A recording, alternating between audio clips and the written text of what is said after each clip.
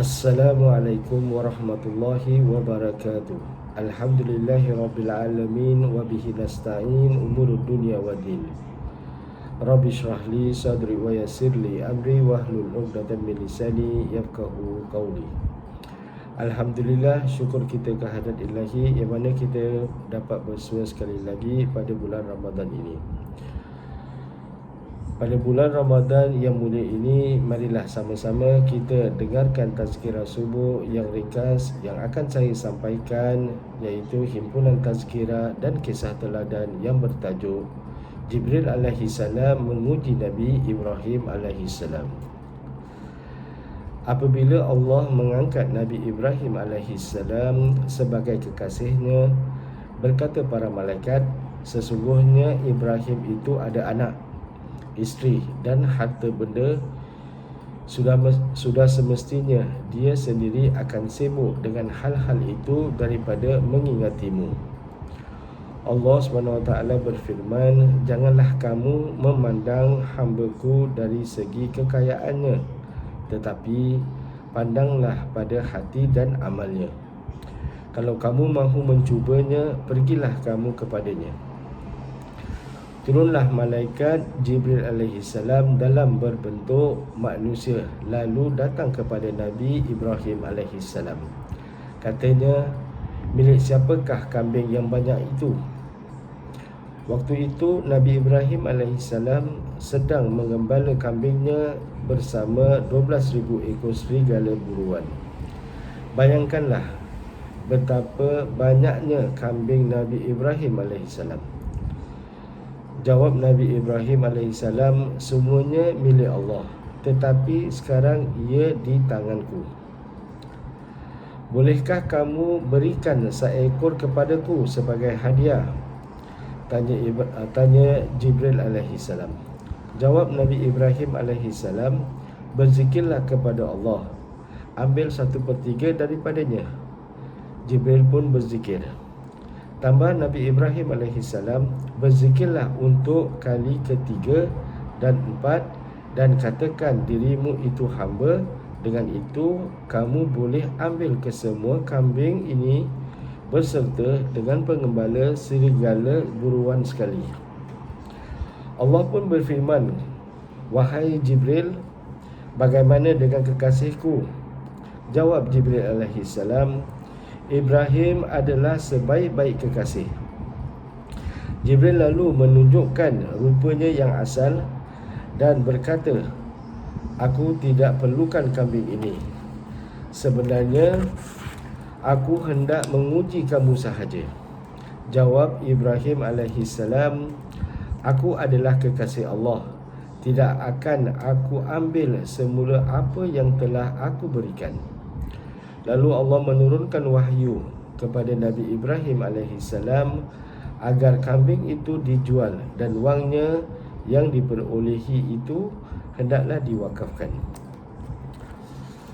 Para hadirin hadirat yang dikasihi oleh Allah, demikianlah kisah yang mengajar kepada kita agar memelihara hati kita. Tugas menjaga hati sendiri bukannya kerja yang mudah. Banyak perkara-perkara yang perlu kita perbaiki diri kita. Hati merupakan cerminan dari setiap orang yang memilikinya. Dalam arti kata, apabila mempunyai hati yang baik, maka cerminannya juga terlihat baik. Begitu juga di sebaliknya, jika mempunyai hati yang buruk, maka buruk juga yang terlihat. Pada saat zaman Nabi Muhammad SAW, penyakit hati boleh dihindari dengan cara ajaran yang diberikan oleh Rasulullah SAW. Jadi semua orang rasanya tidak terlepas dari penyakit hati dan menjadi hal wajar bagi kehidupan manusia. Ditambah lagi, setiap manusia terlahir dengan sifat kekhilafan saat pergaulan. Penyakit hati di dalam Islam memiliki banyak jenis, mulai dari ringan sampai berat.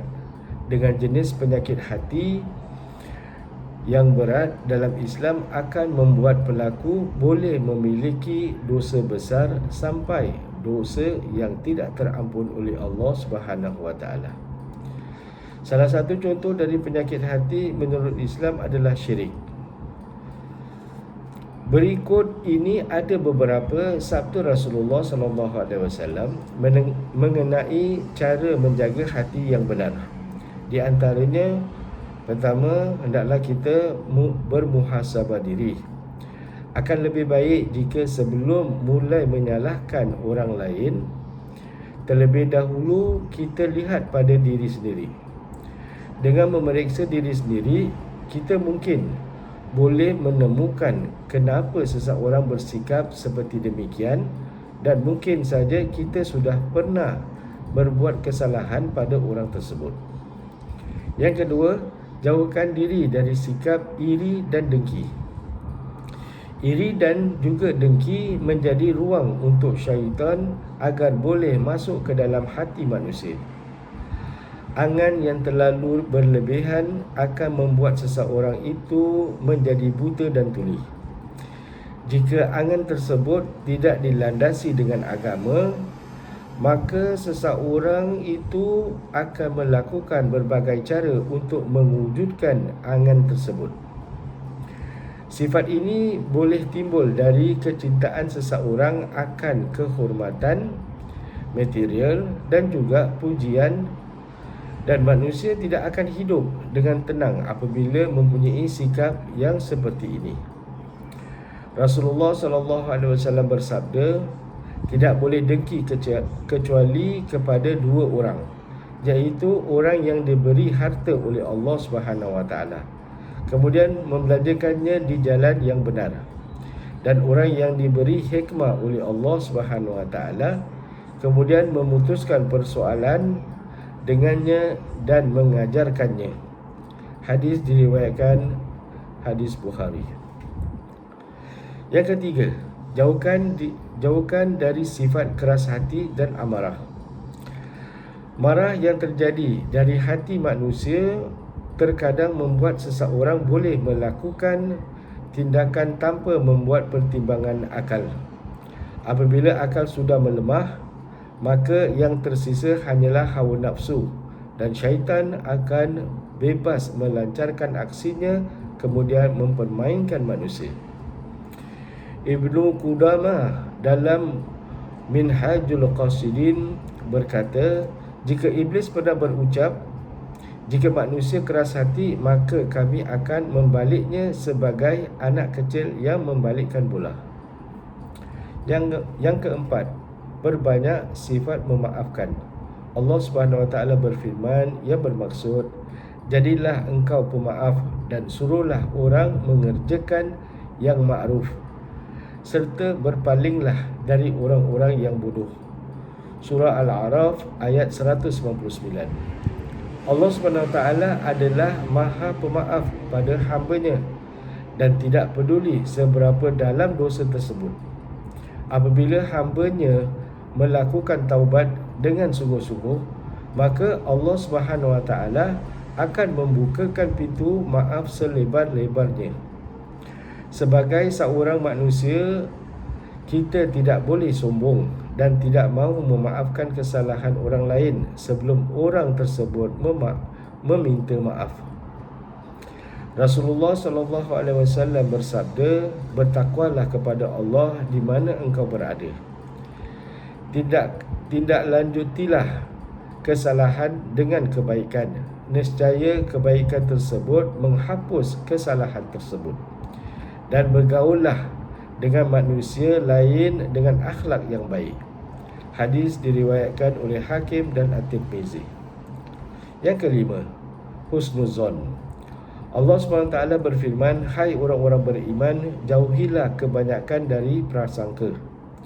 Sesungguhnya sebahagian prasangka itu adalah dosa, dan janganlah kalian mencari-cari kesalahan orang lain. Dan janganlah sebahagian kalian mengejek sebahagian yang lain. Sukakah salah seorang di antara kamu memakan daging saudaranya yang sudah mati? maka tentulah kamu merasa jijik kepadanya. Surah Al-Hujurat ayat ke-12. Jadi seorang Muslim terkadang berburuk sangka atau husnuzon pada sesama Muslim yang lain, yang membuat ia mengecilkan orang tersebut. Ia akan berkata banyak hal tentang orang tersebut dan mengatakan dirinya lah yang jauh lebih baik. Sikap ini adalah sikap yang tidak dibenarkan dan setiap Muslim wajib mawas diri, iaitu berjaga diri untuk tidak mencapai posisi yang cenderung memancing sebuah tuduhan sehingga orang lain tidak akan berburuk sangka pada dirinya. Dan terakhir adalah ikhlas.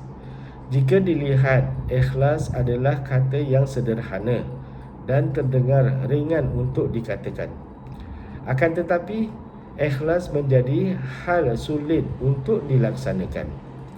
Seseorang yang ikhlas boleh meniatkan semua tindakannya pada Allah SWT, dan ia juga tidak mempunyai sifat duniawi. Jika Allah SWT sedang memberikan ujian dengan kenikmatan, maka orang tersebut akan lebih banyak bersyukur. Jika Allah sedang menguji dengan memberikan kesusahan, maka orang tersebut juga akan lebih bersabar. Seseorang yang ikhlas akan sentiasa percaya pada Allah SWT, yang akan memberikan segala sesuatu paling baik untuk hamba-Nya. Seseorang yang ikhlas akan lebih mudah untuk menjaga hati dan selalu menyerahkan segala sesuatunya hanya pada Allah SWT, dan hanya padanya lah ia menggantungkan semua harapan.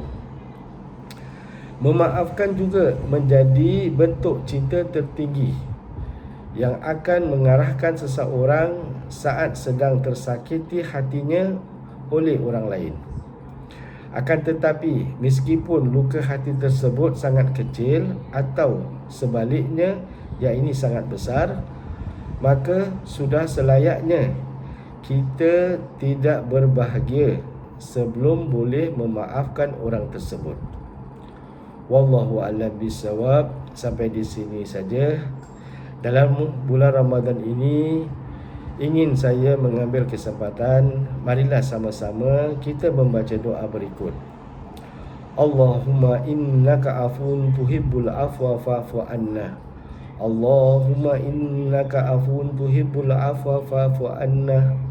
Allahumma innaka afun tuhibbul afwa fa'fu anna ya karim. Sampai di sini saja buat seketika ini. Mudah-mudahan apa yang disampaikan memberi manfaat bagi diri kita, keluarga kita dan masyarakat Islam amnya. Selamat menjalankan ibadah puasa. Semoga diberkati oleh Allah SWT, diampunkan dosa serta dihindarkan segala wabak. Dengan ini saya akhiri, aku qauli hadza wa astaghfirullah li wa lakum. Wassalamualaikum warahmatullahi wabarakatuh.